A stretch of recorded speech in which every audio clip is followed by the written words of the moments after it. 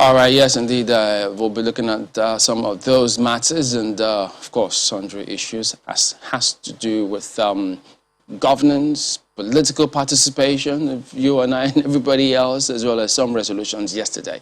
Let's start from Abuja with that one. Good morning, Marpa. Good morning, Chamberlain, and good morning to our viewers. Welcome to our Abuja studios, and we have this morning for you here in our studio Professor Vitalis Ajumbe, who's an APC chieftain and also former leader of ANPP, former commissioner for information in Imo State. Prof, you're welcome to Sunrise Elite this morning. Thank you very much. Well, the southern governors have kept up their meeting. Yesterday they met in Enugu, and that was the outcome. I mean, Enugu neighboring Imo State, and that was the outcome which Governor Akeredolu of Ondo State read out. He seems to be the one reading the communique most times. The southern governors have maintained a template of some sort, enacting anti-open grazing laws. They agreed amongst themselves that that's something that they should all pass, and it was seen that a lot of them have met up with that deadline. And also, we also see their demand that the presidency of the country should come to the southern zone come 2023. As one from the south yourself, does it make you, I don't know, how do you read, I think that's the question I should ask, how do you read the unitary stance of the southern governors despite party affiliation? Well, that's a good development, and there's nothing wrong about it. It means that they're all coming together for a purpose, and that purpose, I believe, is to help develop Nigeria. We are gone to the position where we think Nigeria and not actually thinking whether you are from south, east, west, or north. So the unity of Nigeria is paramount. They continue to emphasize that. I mean, at every meeting, because indeed, when you do say that it doesn't matter whether you're from south, east, west, or north, the fact that the governors have come together under, a forum called Southern Governors, it would seem that they have created a dichotomy of some sort. I mean, it could give that impression. But every time they come around, they always say that they continue to reaffirm their faith in the unity of Nigeria and in the indivisibility of the country. I don't know, does that stand out for you? Well, the unity of Nigeria, just as I said before, is paramount, irrespective of what they say. It can be saying something different. You want the unity of Nigeria, and then you want a division of sorts. If you go to America, you think they're asking for a division? Well, if the federal is saying that this is their position, everybody should align with that position. I hope you understand what I'm talking about. No, I'm afraid If not. the federal says this is what we want, that will benefit the entire Nigerian, a section of the country should not think otherwise. Okay, can you give an instance of what you're talking about? Okay, let's go to the issue of presidency come 2023. It is very clear in the Constitution of Nigeria that Nigeria, there won't be any zoning. And I don't think there's where it is written in the constitution of any political party where the presidency should be zoned or the presidency should be rotated. Nigerian constitution does not provide for... It is written in the constitution of the PDP. But it's not written in the constitution of some political parties. It is true that it is not written in the constitution and it's not of written, the APC. It's not written in the constitution of Nigeria. But it is in the constitution of the PDP. But it's not written in the constitution of Nigeria. It is true. Which is, Nigerian constitution is paramount. Every right falls under. What has the federal government said anything with respect to that? Federal government has nothing to say about that because it is not in the constitution. Rotation of presidency is not in the constitution. Let me tell you, I don't care where the president comes from. And this is the mistake we make. I'm from the south. You cannot be sleeping and somebody will wake you up to come and have a breakfast. He must tell us that you are hungry and come out and ask for your food. Isn't that what the southern governors are doing? Good. Now let me go straight to what I mean. What efforts have they made to make this happen? You know, democracy is all about people, the majority. That's one thing all of us are faced to understand is people. What will the people say?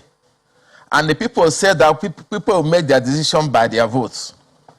That's the people.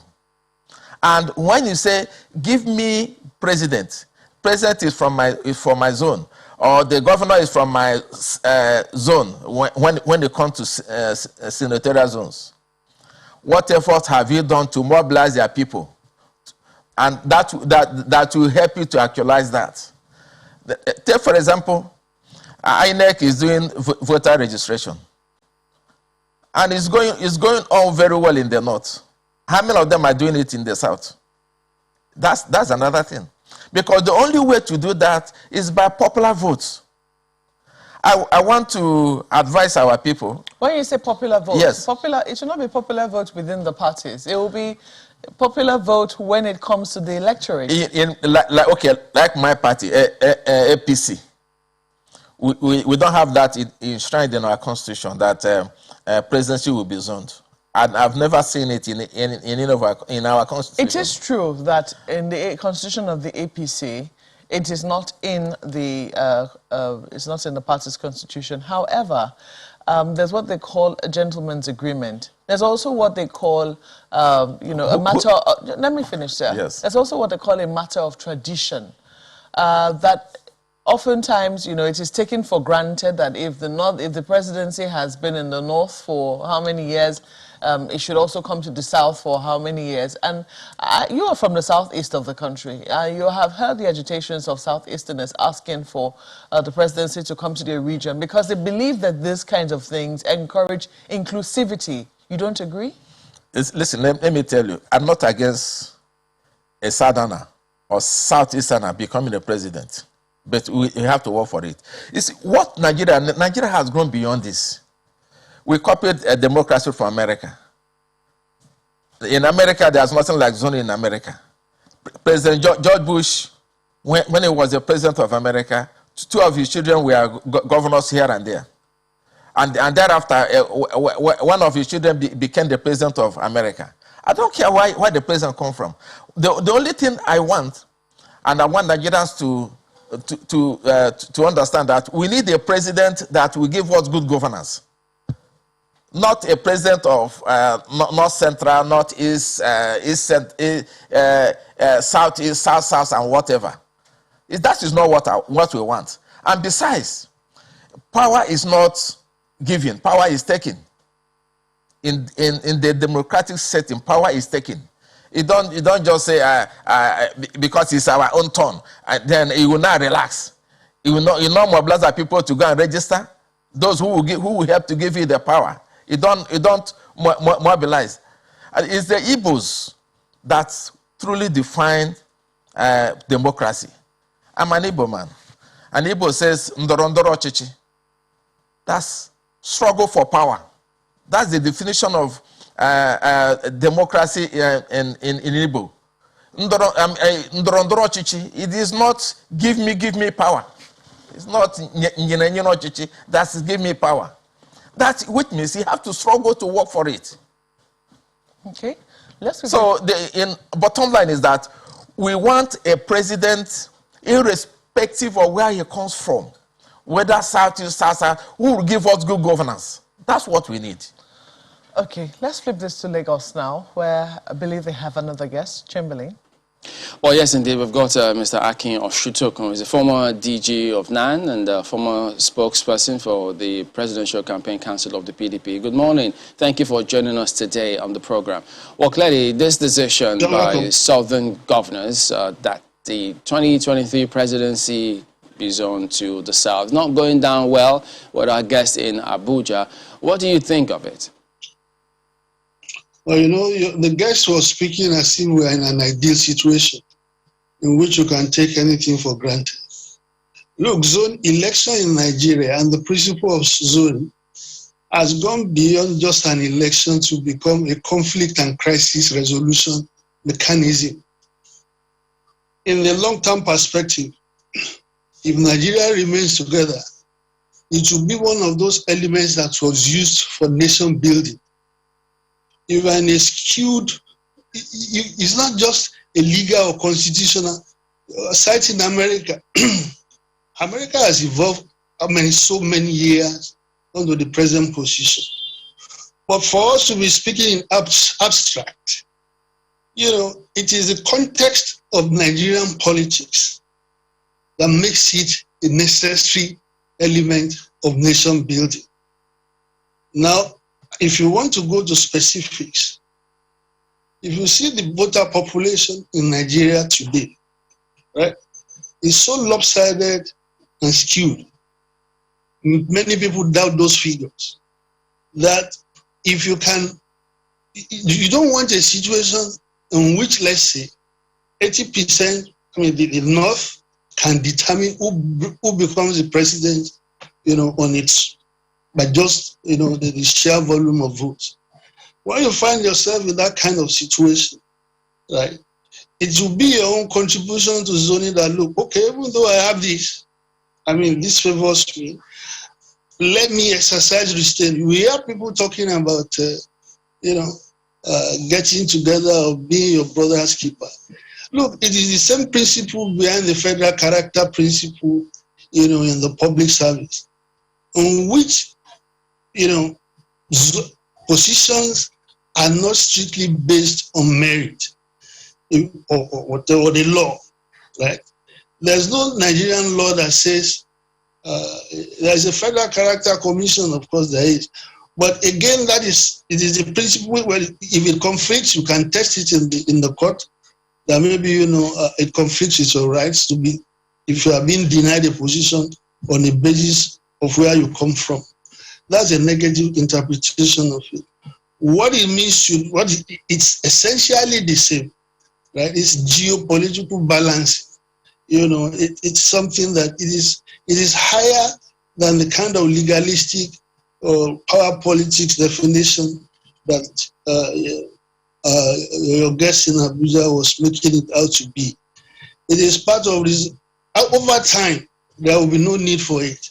But at the moment, right? Look at, pardon me, if you can hear me. At the moment, it's not usually that straightforward because, when they still get to their political parties, who knows? We don't know what kind of consideration they will give to this position from Southern government. No, I agree with you. It may go either way. I may, but we are making a recommendation. I'm not in a position to dictate to any political party that is to zone. We are just making a recommendation where we're saying, okay, strictly from my own speaking, from my own, for me, as a student of power and politics of Nigeria, right now, will you describe the situation in Nigeria today as the politically the best? And if you look at the arguments people are making, it's on this basis of lopsidedness, kind of inequity. And so when people, it is not as if you are taking everything for granted. We are not in a textbook situation, a democracy textbook, situation in Nigeria. We are in the thick. I think the crisis we have today probably is worse than maybe even 1999, when this idea of zoning became, and it has helped the country to stabilize. That's another factor you have to take into consideration. This thing that it has left Nigeria. Okay, you might imagine a situation in 2007 that another Yoruba man or Igbo or whatever becomes the president after Obasanjo. Was that conceivable in the circumstances of 2007? We have a crisis situation on our hands, deeply, almost on a daily basis. So you've got to respond to that context. And one of the ways you can do so, of course, is this idea of zoning. Nigeria more or less has attained a consensus. What we need is a consensus, what you call the moral majority. Okay, Mr. that, look, this for is the you, right thing to do.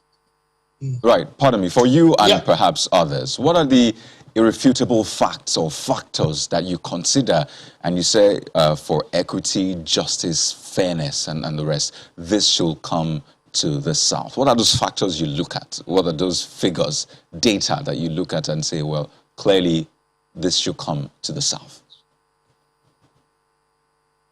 Well, I'm not sure I understand what you are, but let me attempt to a response to what I believe you are saying. Now, if the constituency, in any case, as I said, we have even seen it in our experience. If you look at the kind of controversy that was generated when President Yar'Adua prematurely, left office, by reason of death, there were people in the North, almost every member of the political elite in the North, including Vice President Atiku, IBB, Adamu Chiroma, and everybody, was saying that it should revert back to the North, that it is the turn of the North for it to happen. Now, there were speculations again, that the crisis that docked, the presidency of Jonathan had to do with the fact that the presidency was, reverted to the South unexpectedly, right? So this is something, so you have every indication that the purpose that you want Zona to achieve is actually a process that is higher, than strict adherence to, textbook democracy or whatever.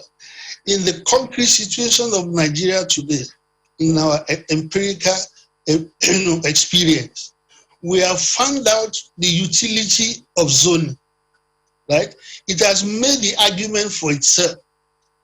So there's no need to pontificate about saying, no, zoning lets people go and, you might, okay, like I said, we might as well throw away the federal character principle or geopolitical quota principle and say, look, let everybody go and fight it out on the basis of merit, right? You know what will result from that. So that is a similar situation, with the politics of the country.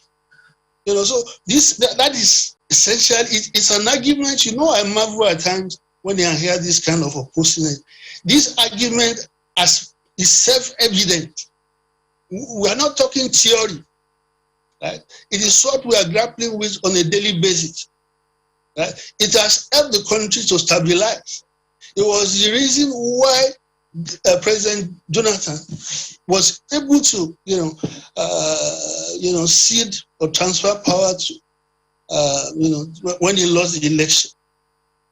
So we have seen that it has been demonstrated how we have seen it. Now, on top of that, more crises, more conflict scenarios have been imposed on the Nigerian polity that require a response from us politically. And you have that instrument, Okay. That looks, all right, Mr. Shutogu. This is one of the ways.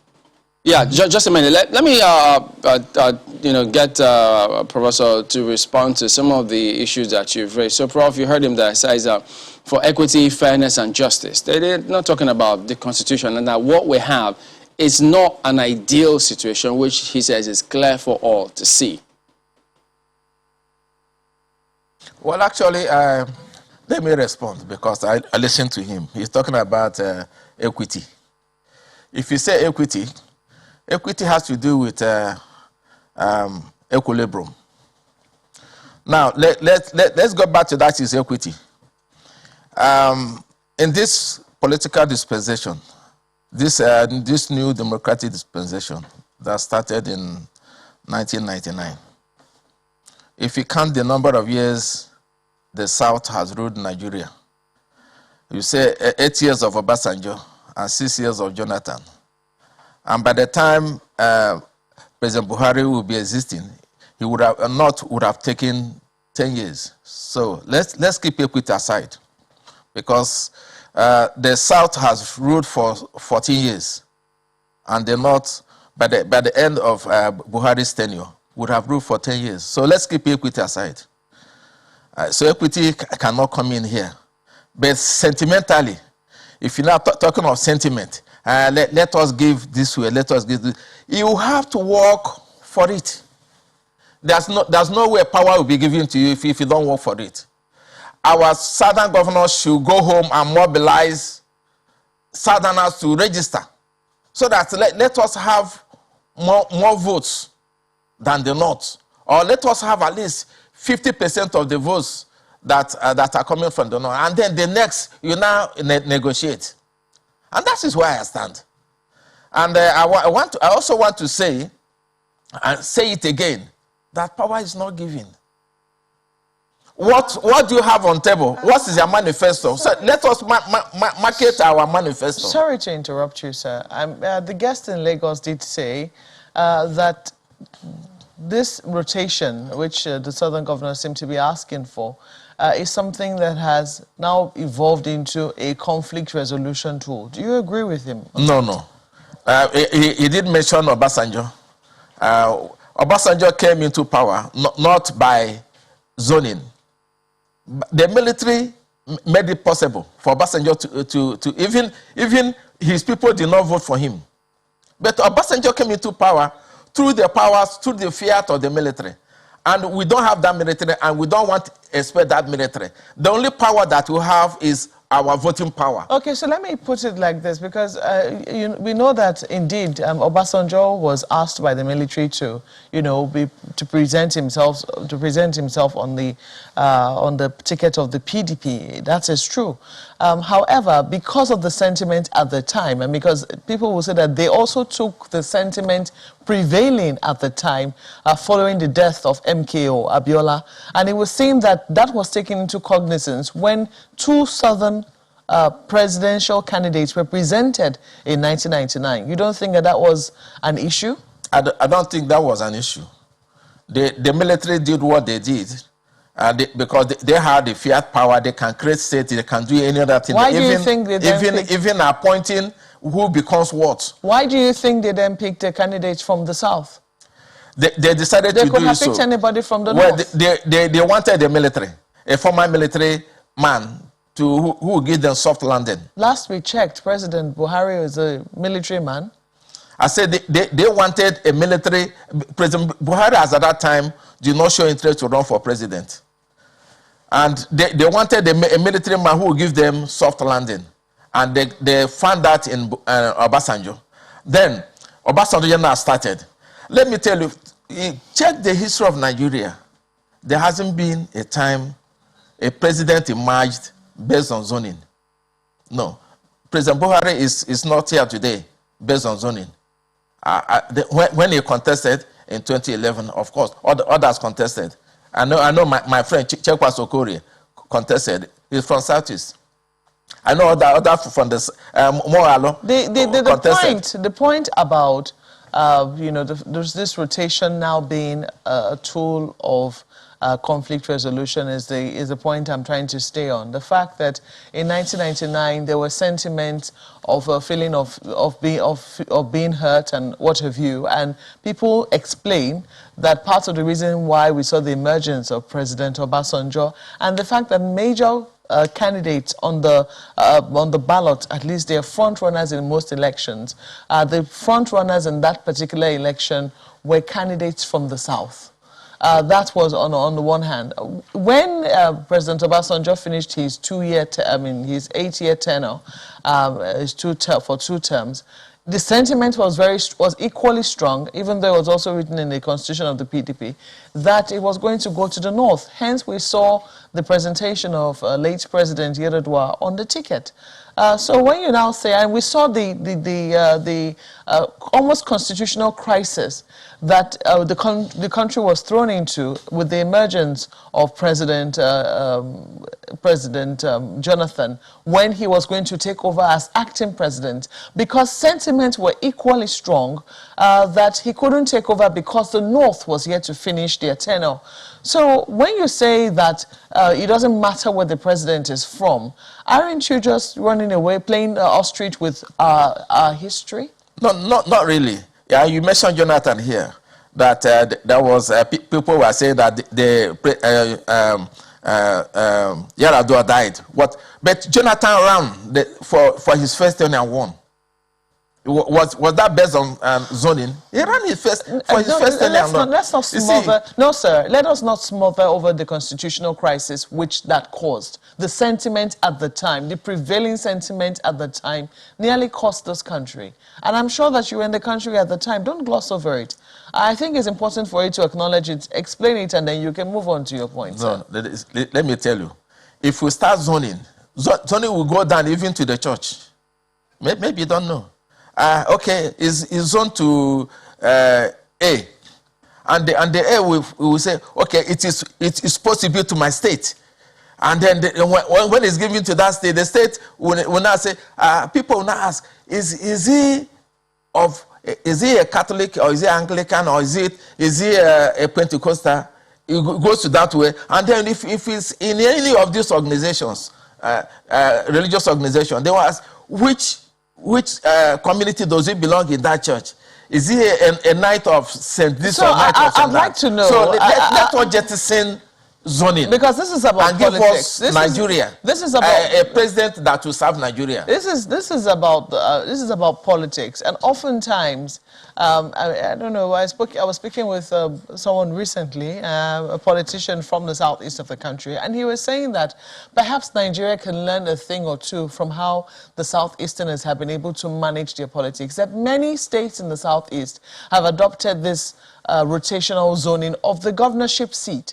In some states where there had been complaints about how, the governorship seat had not gone round, they've taken that into cognizance and distributed it amongst the 3 senatorial districts. I'm from Imo State. Yes, that has not prevailed in your own state. Good. So I'm asking. I will only give you an example with something that is close to me. I'm from Imo State. It has never happened in Imo State. Well, you're also from the southeast. You haven't seen you haven't seen the example in other neighboring states? Where? Of Abia. Of Anambra. I'm asking. Where else? How did TOG come? For example, TOG, how did it come on board? There were others who contested with him, like Ikechi Emenike who contested with him. Ikechi would have won.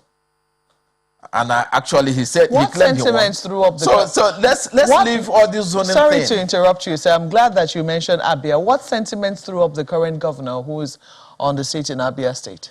Well, he had a godfather. Governor Ikpeazu. He had a godfather in the person of TOG. Okay. Well, apparently, much as zoning is the first issue, which you say that you do not care where the president comes from. And, Sure. people say you're perfectly entitled to that. And there are lots of Nigerians who It's my opinion. Yes, indeed. Yeah. And there are lots of Nigerians who feel that, indeed, it shouldn't really matter where the president comes from, that it should just be about competence. But there are some who also argue that this should also be about inclusion. You've also said in the course of this discussion that if this is about unity in terms of what the southern governors have been saying, then they should, toe the line that the federal government, is laying down. Part of the decisions that they reached yesterday is also that they support the collection of VAT at the level of the states. Mm-hmm. I don't know what your opinion is on that. Yes. The VAT thing is proper. I want to support them on that because I'm supporting them based on the fact that in some parts of the country, for example, they destroy alcohol. It cannot say I don't like goat meat, but you use your mouth, you use your teeth to share it, which means you're also eating goat meat. If the VAT comes from alcohol, for example, yes, VAT comes from alcohol, and you destroy alcohol in your state, and you want to benefit from that proceeds of alcohol, it's not proper. Well, so VAT is generated in the states and should be managed by the state that generated it. I'm sorry, I got distracted for a minute, but I was going to ask you. Let's quickly flip this to Lagos. That's your first sentiment on VAT. Let's hear what our guest in Lagos has to say.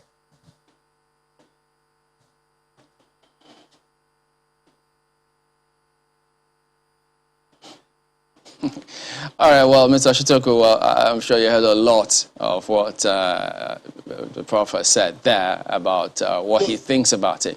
But, okay, well, just go ahead and give us your immediate response before we put in the next question. Yes.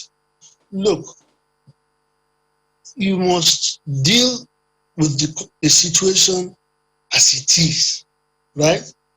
You know, the thing that ultimately led to this idea of zoning was that federalism had been destroyed, right? The power has been concentrated at the center. Were you to have a situation in which the kind of situation we had in the First Republic, where you have, you know, federalism, where regionalism reigned, there wouldn't be, you know, there won't be this that you need zoning to do, and the federal government was not in a position as it is today, right, to almost dictate to whatever it wants to the country. So it is the erosion of federalism that actually one of the reasons that led to this. Second, of course, is that the parliamentary system, you know, switched over to presidential system. Now the presidential system we are using reinforces the lopsidedness, the over-concentration of power at the center. Ideally, as I said, what the guest was saying was correct.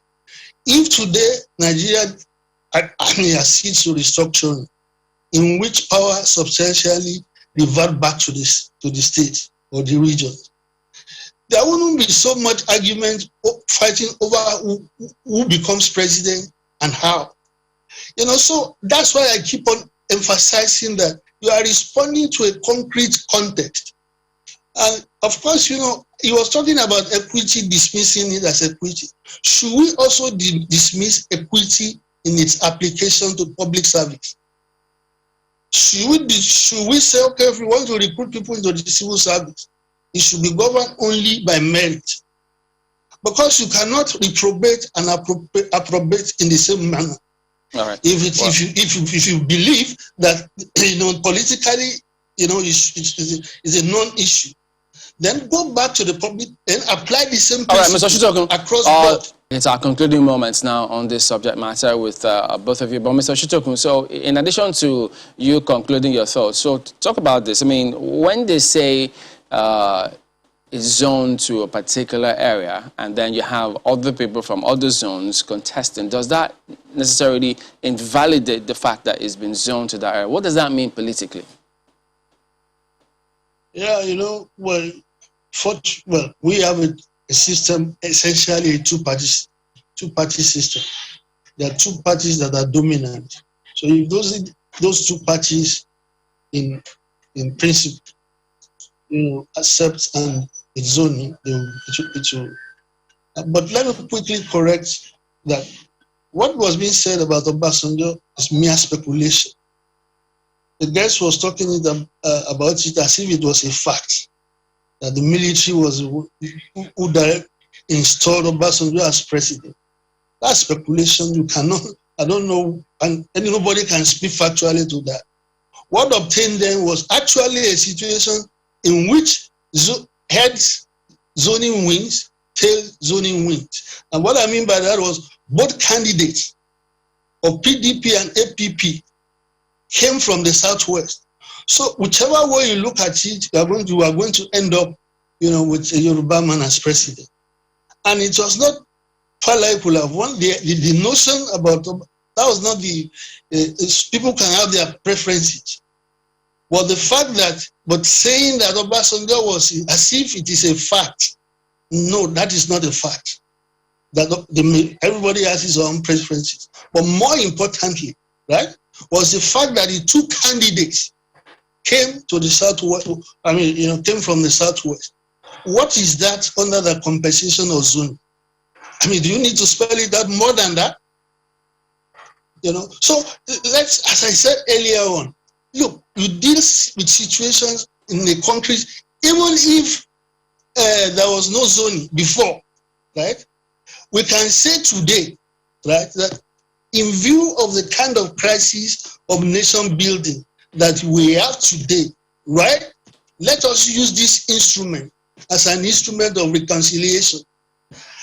I've made the argument, if you want to go further, to narrow the argument further, you can say specifically, let the Southeast as it. And the reason, the argument behind that, the principle is nation building, right? You are incorporating, you are saying that, look, we belong together in this and we are going to show it. That, look, whatever. So it is not, as I said, you take into consideration the context, the specific context you are dealing with. He was talking about power politics. If you want anything, you go and go for it.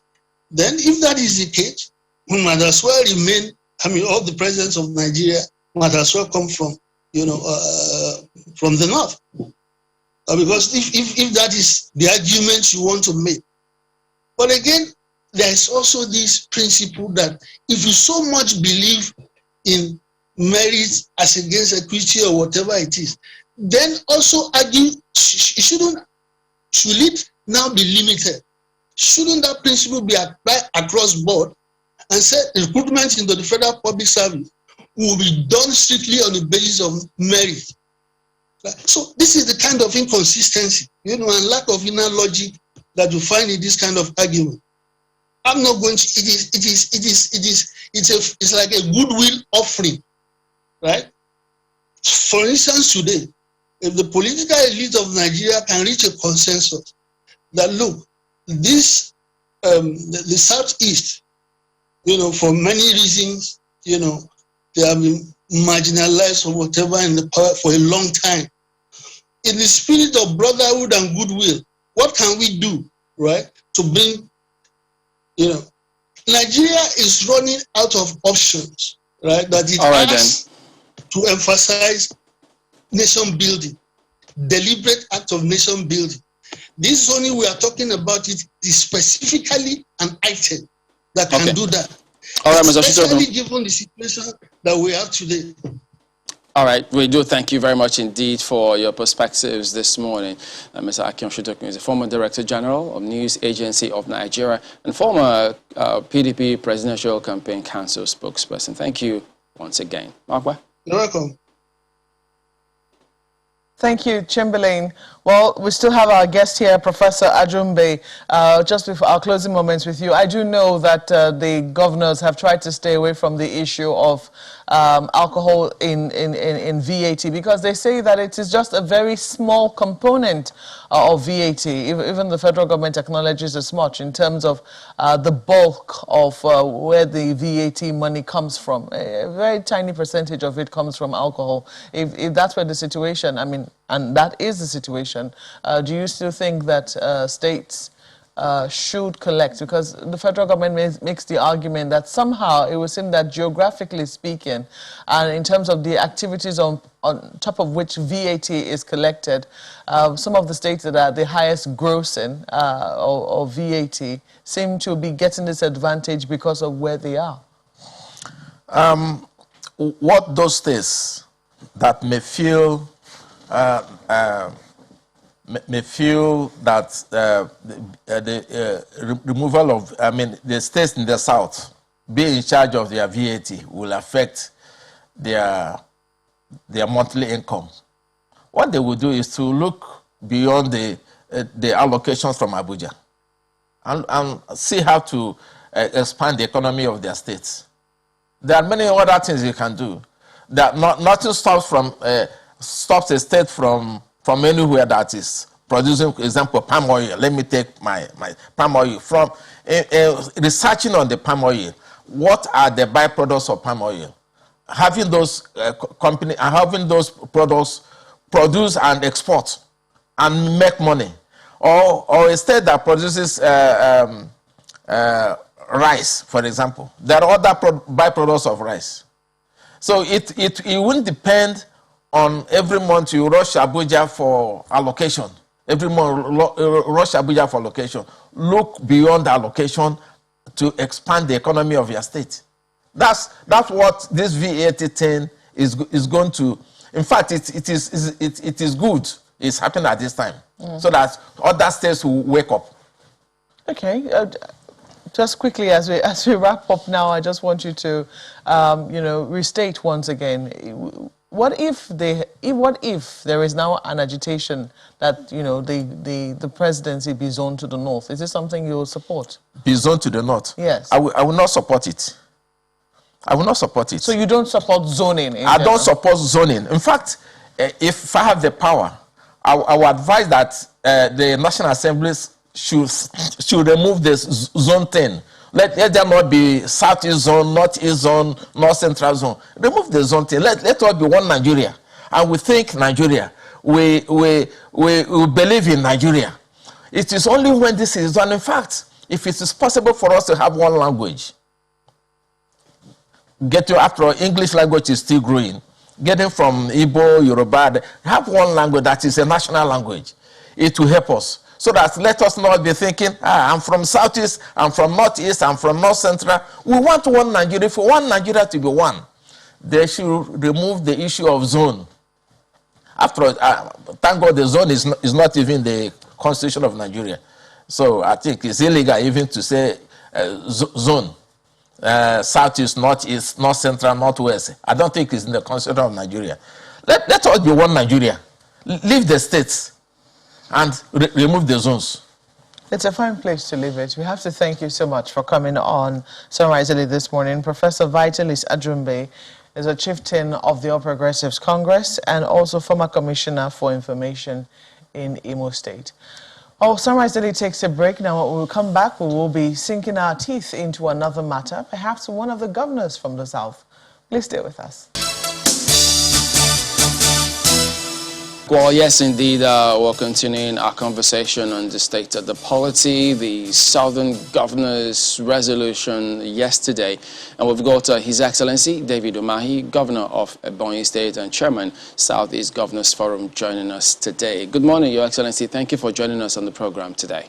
I will call you both. Hello, good morning, Chamberlain. This huge part, I mean, there are all important points that were made yesterday at that forum. But this emphasis on 2023 presidency being zoned to the south, why is this so much of an issue? Does that suggest that there are attempts to see it go perhaps up north? And that's why southern governors are saying, nope, if anyone has such ideas, perish your thought, it's going to come to the south.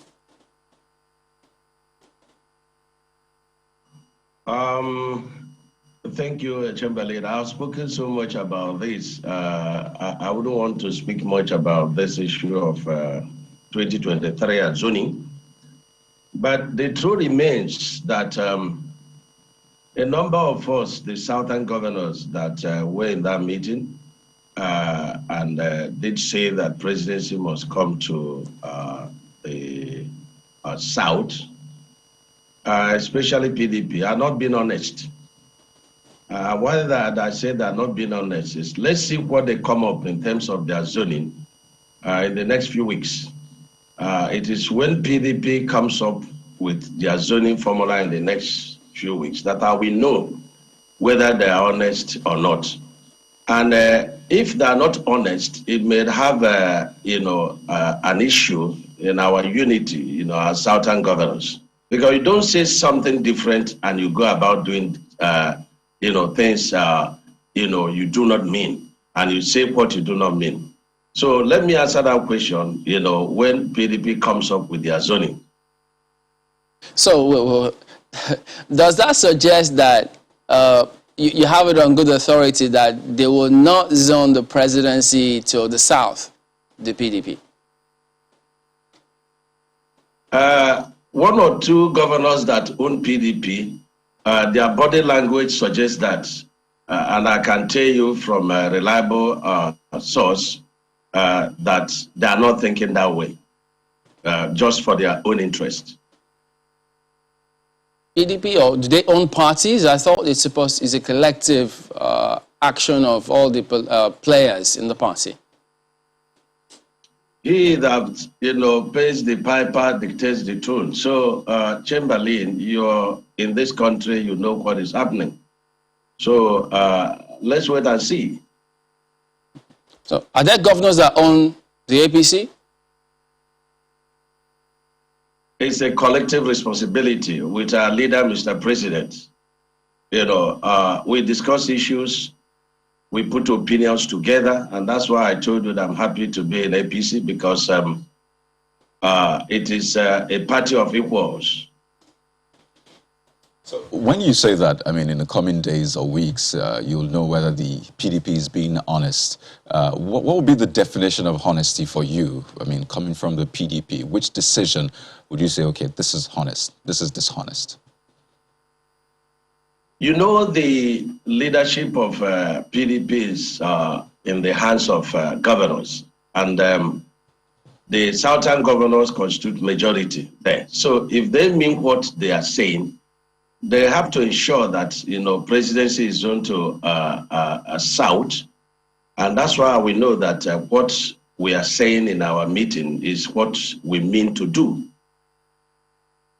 So talking about that meeting, I mean, you were represented at that particular meeting, and just as, I mean, you are the chairman of Southeast Governors Forum. Yesterday we had the Southern Governors Forum, Nigerian Southern Governors Forum meeting, and we have these blocks across the country for the northern region, north central, and the rest. Just how powerful, if I could use that term, how powerful are the resolutions that come out of those meetings? Because for the Southeast Governors Forum, for example, you might come up with something different. And for the Southwest Governors Forum, there might be something entirely different. Now we have the Southern Governors Forum with this resolution. So just how powerful is the Southern Governors Forum in general? Can it override the decisions of the, can I say, smaller blocks, as it were? Well, the states are federating units, and that has made the governors to be very powerful by the reason of our constitution. There are a couple of decisions taken at the Southern Governors meeting. I know that together there is sincerity of purpose in that. But when it comes to politics, I see the voice of Jacob, or the hands of Jacob and the voice of Esau, so to say. So I think it's a very powerful, forum. It's a forum that, was not serious before, but I think that's serious, but not in politics. How do you mean not in politics? Is it the fact that they belong to, I mean, at least there are representations across the parties, or just personally, politics is not really a thing that the governors agree upon? There's supposed to be ethics in every organization. I find it difficult if APC, PDP, ABGA governors meet, and just after that meeting, then APC governors we go and meet and castigate PDP governors, or PDP governors will go and meet and castigate APC governors. I find it difficult to understand. There ought to be ethics, there ought to be respect. For me, the APC is the ruling party. There must be one or two things that the center is doing, that may not be good with the opposition. But that's not why they will carpet the entire party. If we are serious, you can highlight those things, and say this and this are, but if you carpet the entire party, or I come out and I carpet the entire PDP, it means that I'm not serious. We sit together, we take decision, we drink together, and then we go out and we stab ourselves at the back. So I don't like that. And that's why I like, our forum chairman. There are things that will come up in our forum. He said, no, even though this person does not belong to the ruling party, but he's a colleague, we will not take the decision. This is how it's supposed to be. And so that's why I said, look, all the PDP governors have not extremely very well in the eyes of the public. Same with APC. And don't forget that the states take 48% of the federation account, while the federal government takes 52%. And so you cannot blame the entire problems of Nigeria on federal government. We also share in the blames. And so we shouldn't pretend as if we are saints and federal government, is the problem. Okay, just to be clear that at least I understand you, and I believe the majority of our viewers understand you. Just to be clear, are you saying that on the one hand, not all governors that were there yesterday agreed with the resolutions that were put out? Because I mean, the statement says the governors, the southern governors, resolved as follows and listed it. Are you saying that not all those resolutions were agreed upon by the governors represented there? You see, in any gathering, the minority will have their say and the majority will have their way. For example, there was an issue that came up, and I'm not sure it's very clear to a number of our colleagues on the issue of VAT, but it's very clear to me. And we took a stand, as a state, with our leaders on this issue of, VAT war that is ongoing. And so my deputy carried it on to say, yes, this is what my governor, is saying, and this is what the state is saying. And he went ahead to explain. And so there are some other deputies that represented their, governors. But, together they were in the minority. So it didn't stop the majority from coming up with their communique. But when it comes to implementation and the voicing out, I will continue to say, look, this is where I stand. And if it is a choice, we choose what will benefit my state. Well, we'll come to that VAT in a moment, but what will the presidency not coming to the South mean for, because they say for equity, fairness, and justice? Will there be any implications? What do you see playing out if that doesn't happen? Well, we are facing, not just security challenges, we are facing economic challenges, and it's not only peculiar to Nigeria, it's globally. As a child of God and somebody who believes that, power, belongs to God. So we rely on God to take this decision in terms of, where the presidency will come from, and in terms of who will become the president. I think that we have prayed enough, and God, would have helped us to have mercy on us. It's not just who becomes the president. God, we also touch the hearts of the leaders. No man lives alone. It is a collective responsibility. And so we must decide as leaders to sit down and say, look, enough is enough. Let's secure the future of our children. So this issue of, presidency is very important. Because in the eyes of the public, it will tend to, down station if it comes to the South. And when it comes to the South, then you look at the parameters, where should they go, for equity, fairness, and justice. But supposing God decides otherwise, who are we to oppose God? Moving forward now, you did talk about this question of VAT. What is your position on the subject matter? Thank you, Chamberlain. The matter is very simple. I'm not going to go into the merits of who should collect VAT and who should not collect VAT. Let me make it clear that Channel misquoted me one time when I said that FIRS should collect on behalf of states. No. What I meant, and I still mean it now, is status quo. What was in the beginning should continue to be. My position about that is that you don't shock a people, you don't shock a nation, you don't shock an economy. For example, let me use my state, Ebonyi State. Ebonyi State is, a marriage of people from Anambra. We were in Anambra State to Enugu. We were in Imo State to Abia State, and we came together and carved out and became Ebonyi State.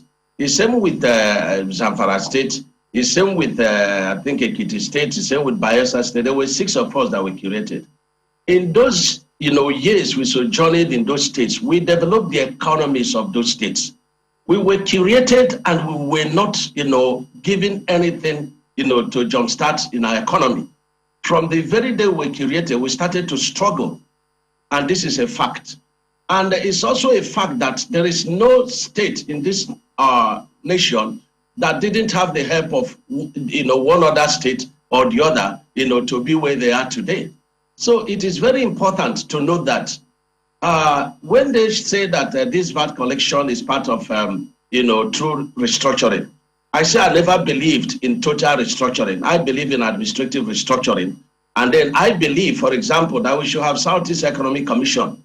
Where will we use the resources of the nation like we did, with the resources of the nation to build the first, capital of Nigeria in Lagos? We have a lot of infrastructure there. So it's our quality sweat.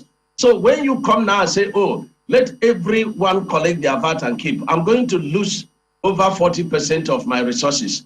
And that can lead to a very serious matter. And people argue, oh, we should look inwards. Look inwards to do what? We are running a mono economy. Everything is government now.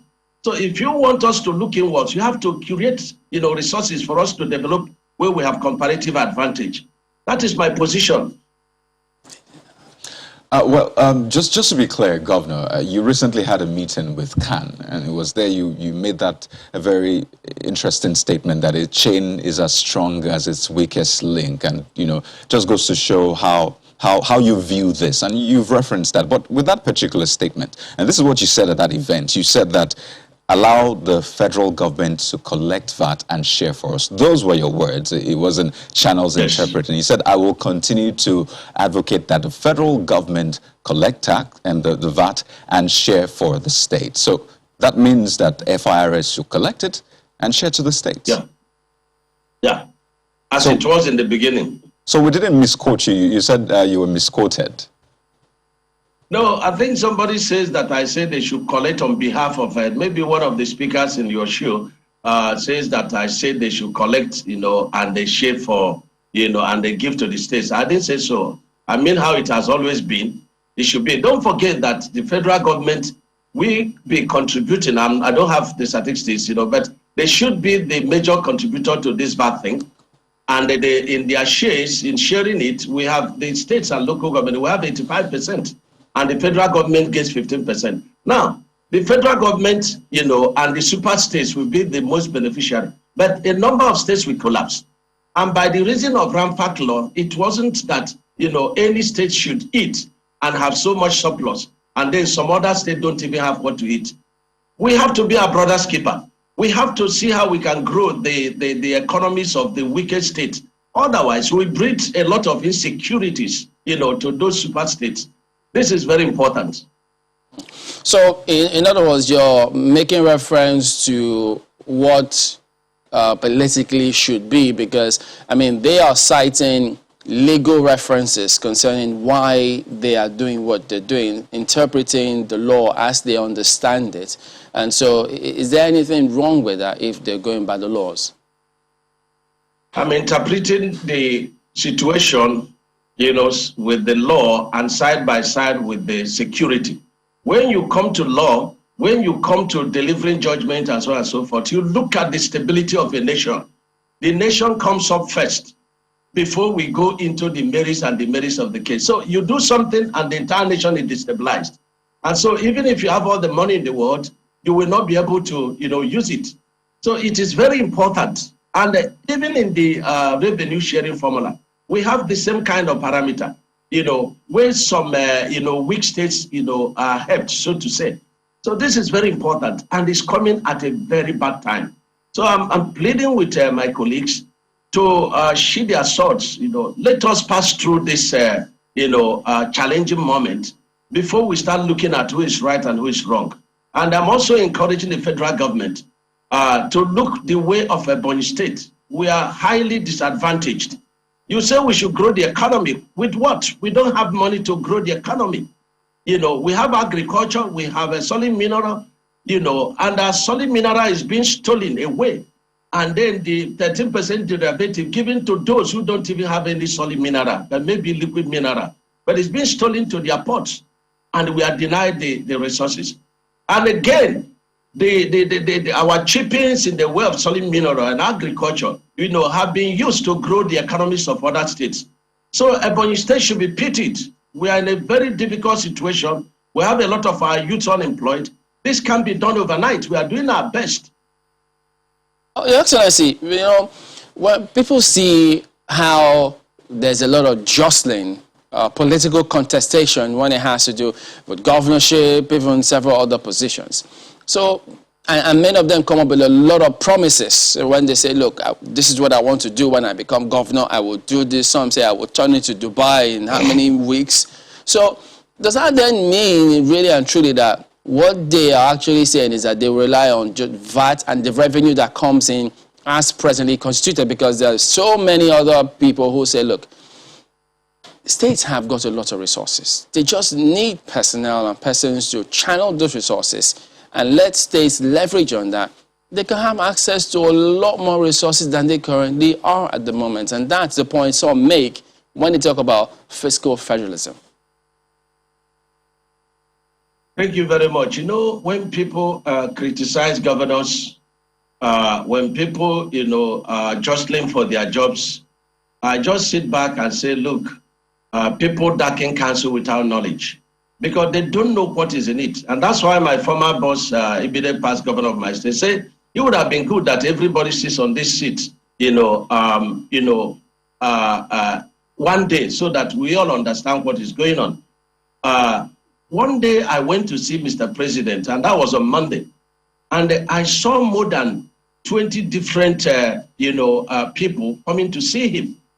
And I asked myself, so this is what Mr. President goes through. I didn't know that. The same thing with the governors. You don't know what the governors go through. For example, somebody who cannot define what GDP is and how to go about it is jostling to be a governor. That's very funny. Yes, when I was campaigning, I made promises. Why? Because I was party chairman for 4 years. I was deputy governor for 4 years. And so I had to understudy the state, understudy their character, the culture, the mode, the moods of the people, and the way governance is being done. So I made the promises based on the resources I know will be available. And we have delivered over 95% on those promises. But those who have not tasted government are jostling. But let me tell you, Chamberlain, that governance is becoming more challenging and more difficult. When we were campaigning in 2015, we didn't have this high level of stability in our economy. The oil price was still very good at that time, but today is a very volatile oil price. There was a time in this country we had so much oil, but we didn't have anybody to buy it, and it went down as much as to give it down free. So I want to say that people don't really know what is in governance and are jostling for it. So for Ebonyi State, I mean, we've seen some of the projects done under your administration, some of the other initiatives. Just recently, you had something with youths empowerment and the rest. I mean, Abakaliki rice is quite famous in the country, and some other agricultural produce from your state. And a lot of people look at Ebonyi State and say Ebonyi is really blessed. And I mean, I've stayed in Ebonyi State for about a year, and I can say that much. So in terms of this, fiscal federalism conversation, ensuring that states are viable, for your state, I mean, when you measure all these, the conversations happening, the moves, especially perhaps with VAT and stamp duties and the rest, for Ebonyi State, if, for example, VAT were to be collected by states, how viable do you think your state will be? I've said that my state will not be viable, and I continue to say that more than other 30 states will not be viable. We should not break the state. So whatever thing we are doing, we have to think about the nation first. Let's study a while and see how we can pass this river. And then we can come to the fact of who is right and who is wrong. And you see, true federalism is not done in a day. If we want to do a restructure, we have to have a gradual process to do that. You say, yes, agriculture, Abakaliki rice. Do we develop it with, hoes and, cutlasses? If you mechanize the agriculture of Ebonyi State, yes, we can say we have means of livelihood, And then when you come to the infrastructure we have put in place, yes, because I have understudied the situation, but the situation are quite challenging on a daily basis. When we came, in 2015, a bag of cement was, I think, 1,800. Today is going to 3,500 to 4,000. The ton of rot was, 230,000 per ton. Today, a ton of rod is going for 550,000 per ton. So it's quite challenging and it's difficult. So the economy of Ebonyi State is not developed.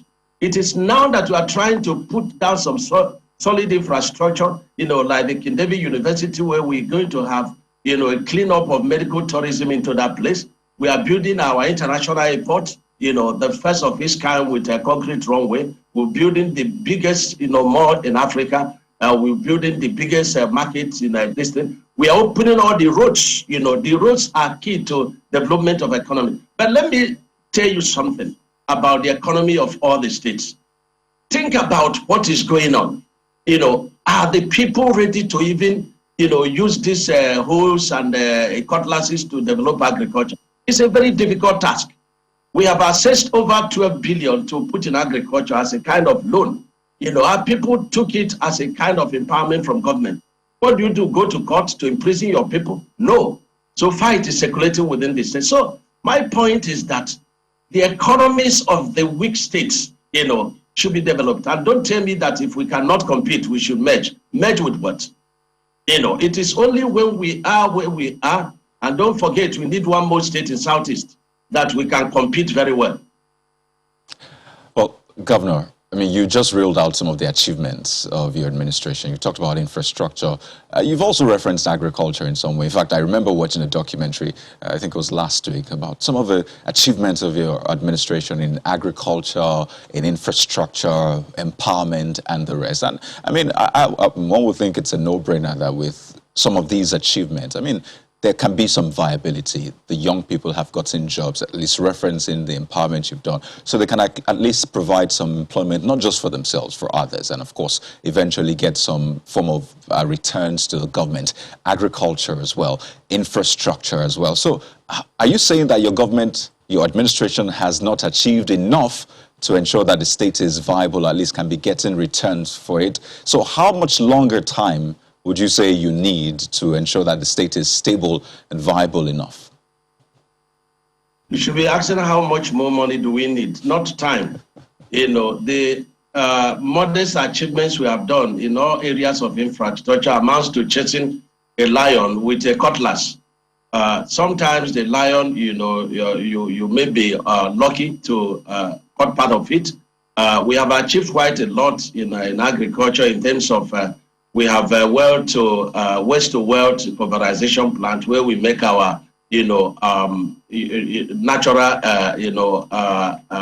organic, fertilizer. We have 2 fertilizer plants we installed. We have the 3, agricultural industrial zones.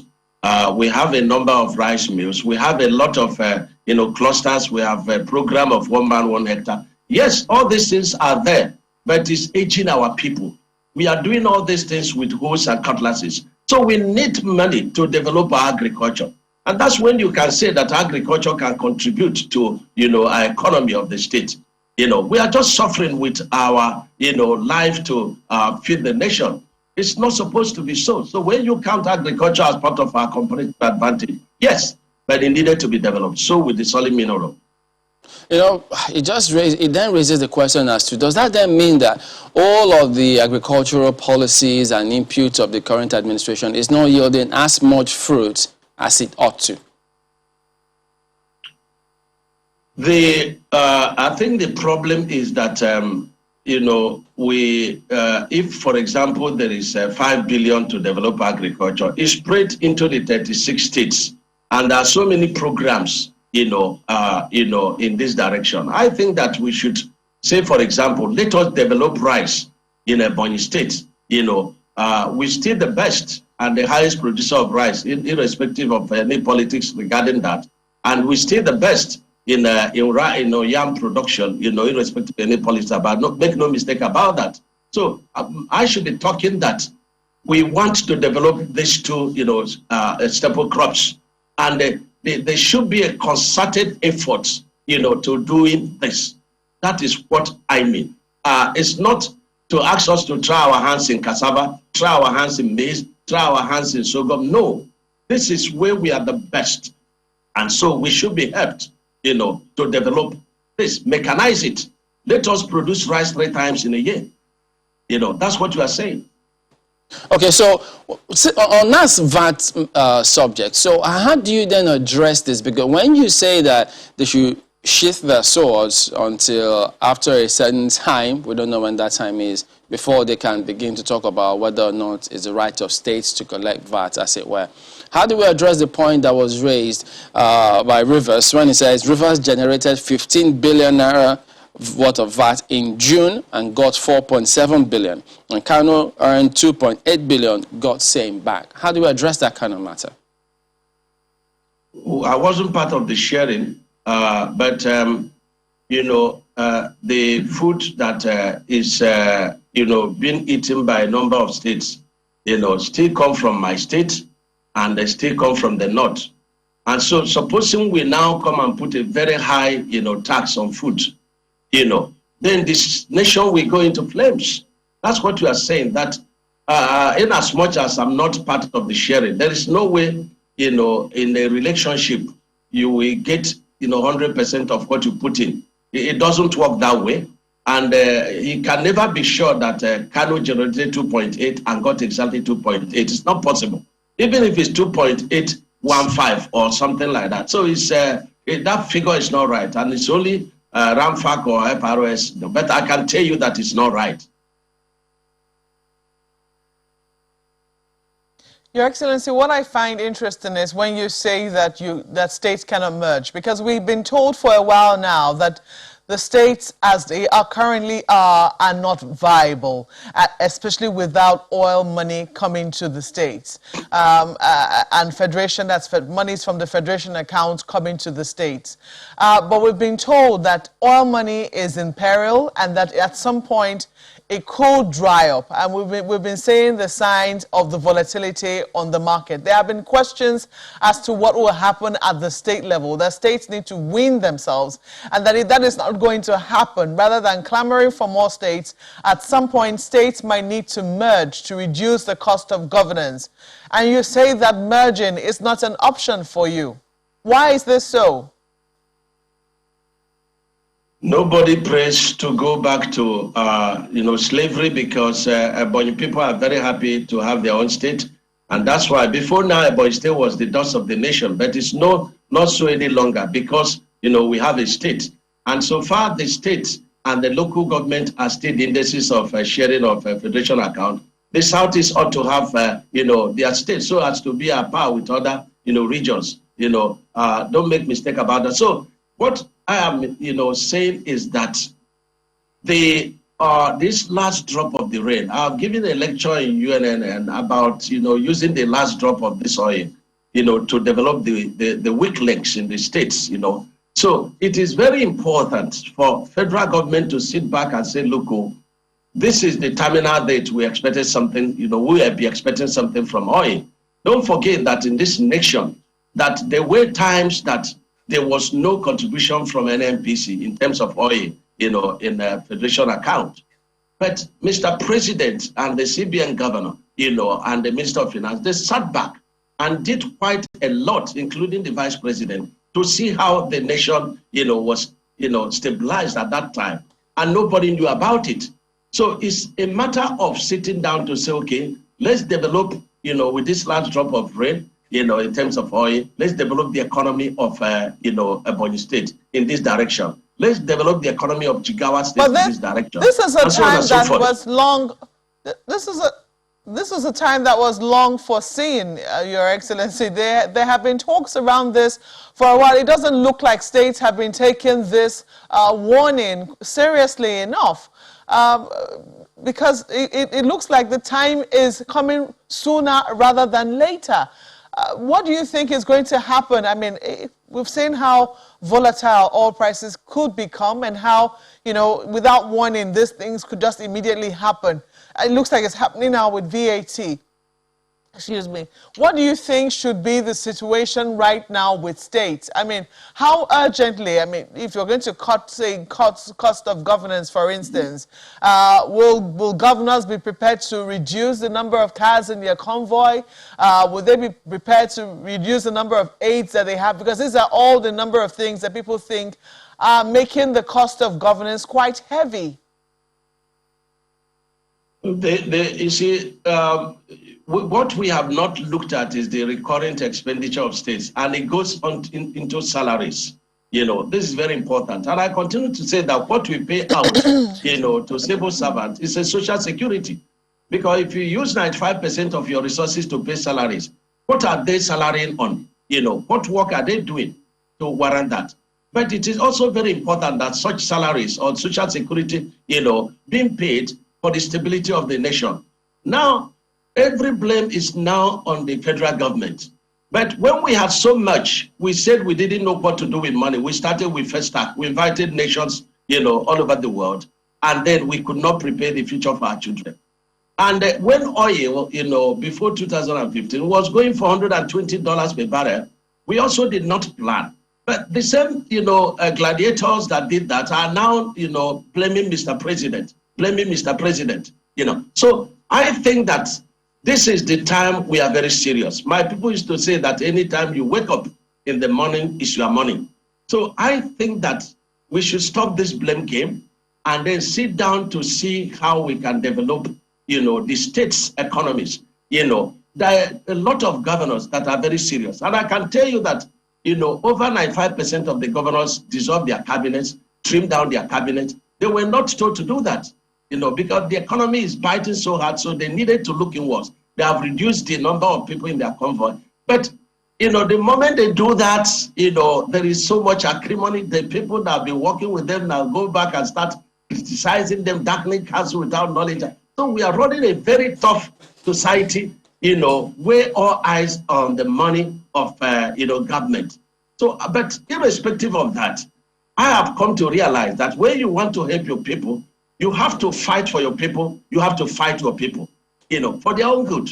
So we have to do this by all means to say, look, people talk about stomach infrastructure. What are we talking about? We are eating our future.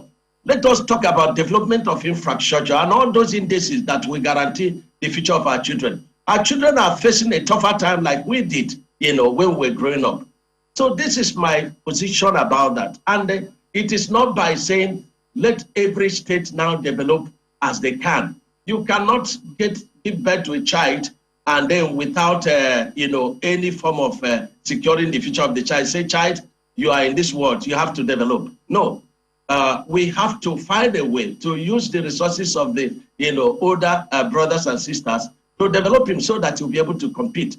Don't forget that if there are super states and they are very terrible and weak states, they will breed criminals, to feed you, and they will be very, very highly unstable. So let's leave this VAT issue, go back to status quo, sit down. We have very serious governors. We have very good-minded governors.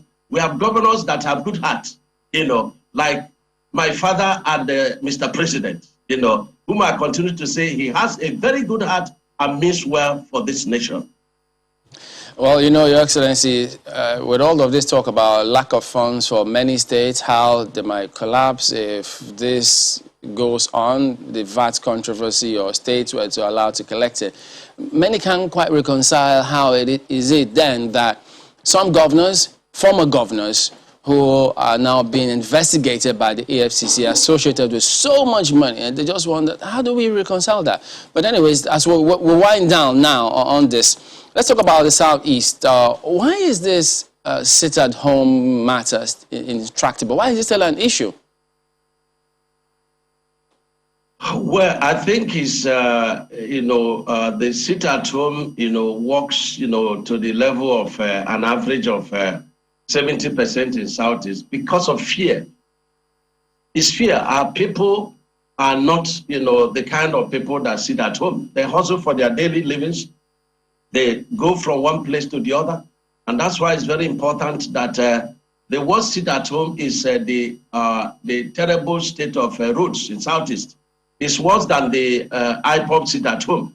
But let me address the issue of IPOP sit at home to say that even IPOP themselves, had come out severally to say, look, we had suspended sit at home.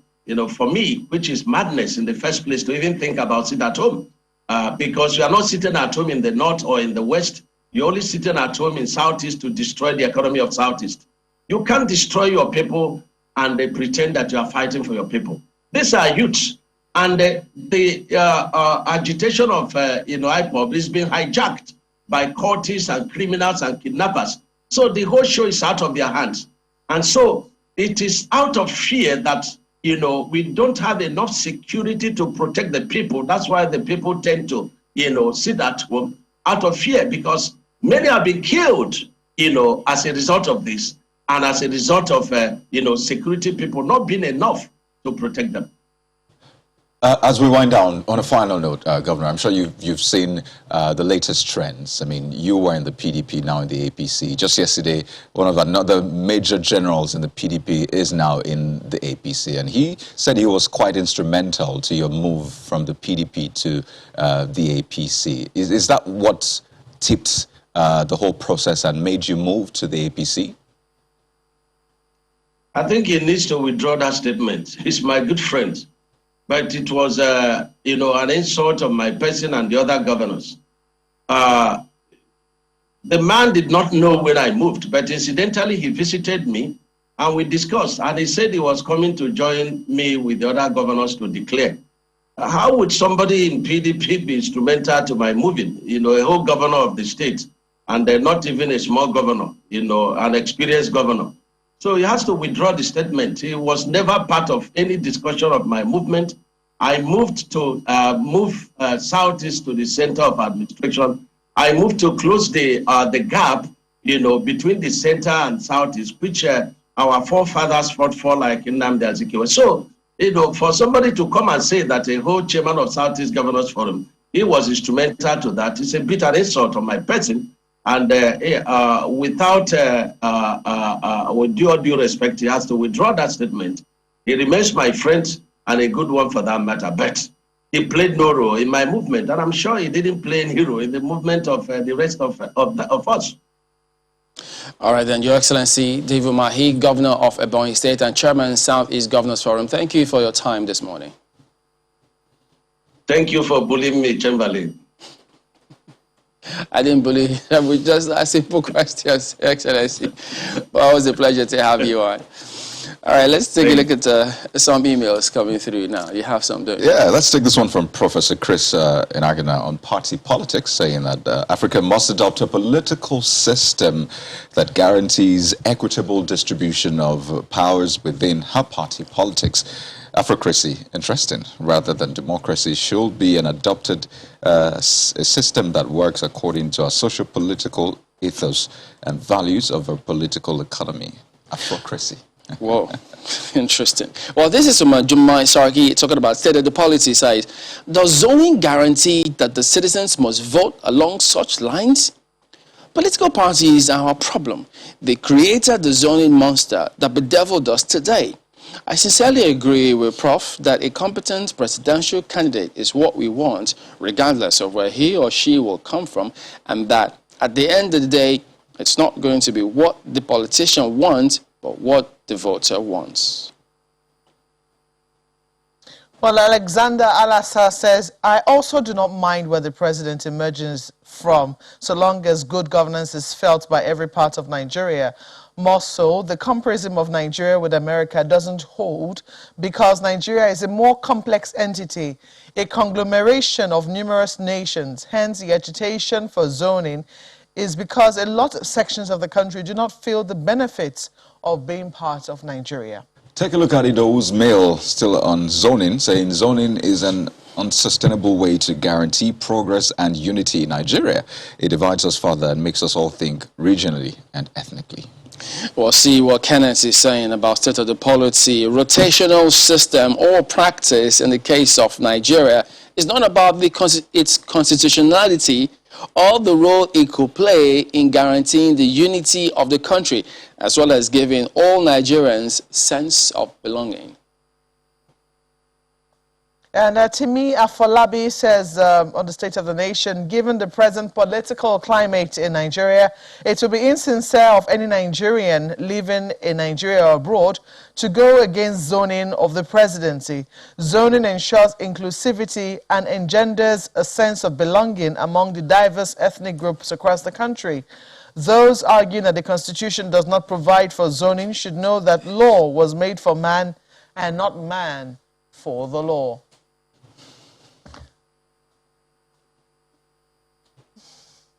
Very interesting submissions from our Yes. viewers. We have to thank you all for writing in and contributing and being a part of our program every day. Today is Friday. Thank you so much for staying with us throughout the week. We look forward to serving you again next week. Thank you for watching. I'm Mark Bogan Yusuf. I'm Kayode Okikiolu. Is this me hot jollof rice, right? That'll be in the weekend. All right, I'm Chamberlain, so have a good weekend.